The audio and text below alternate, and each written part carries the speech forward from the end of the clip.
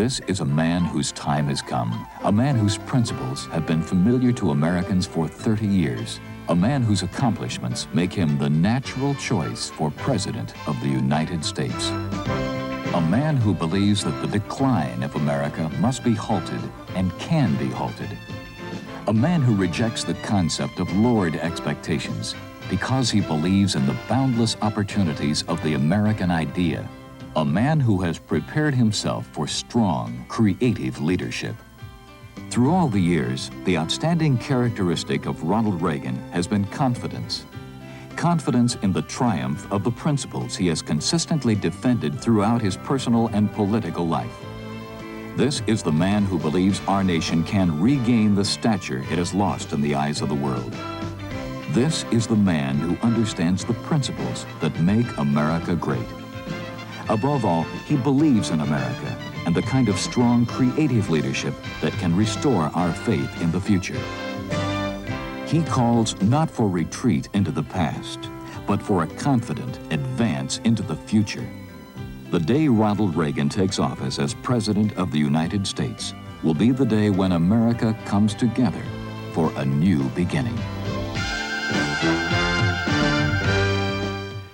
Everywhere I travel in America today, I hear this phrase over and over again.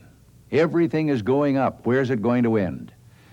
Record inflation has robbed the purchasing power of your dollar. And for 3.5 years, this administration has been unable to control it.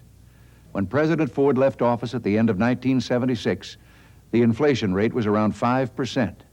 Jimmy Carter told us that was too high, much too high. Well, this year, Carter inflation has hit 18%. I'm very worried, as all Americans are, and I'm prepared to do something about it. One, I will institute an immediate freeze on all federal hiring.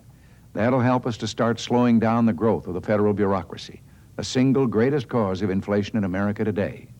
Two, I will order that every example of waste and inefficiency in government be eliminated in as orderly a manner as possible.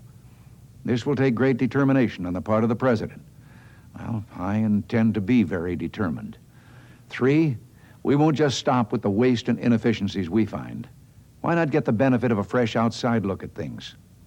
What I'll do is call in the best minds from industry and from labor from many sectors and ask them to volunteer their time as a service to our country. Their assignment will be to go over the entire federal government with a fine-tooth comb and tell us where additional examples of waste are. With that done, we'll do the rest. Four, I will set as a very high priority the balancing of the budget. A balanced budget works to combat inflation. The sooner we can balance the federal budget, the better. Five, we'll think price tag whenever we think program. In the past, programs have been developed without concern for cost. Well, no more. When presenting the American taxpayer with a new program, we'll level with them about what that program is going to cost. The federal government doesn't give us programs. It charges us using our money to support not only the program, but the high-priced bureaucracy created to administer it. Six, I will invite to the White House representatives of the private sector and from labor. We'll sit down and get their honest views and come up with recommendations about inflation that are fair to both sides and to the American people as a whole. Now, these are not simple solutions, but they all make sense. We can have a more streamlined government without sacrificing those programs that meet the needs of the American people. We can finally bring federal spending under control.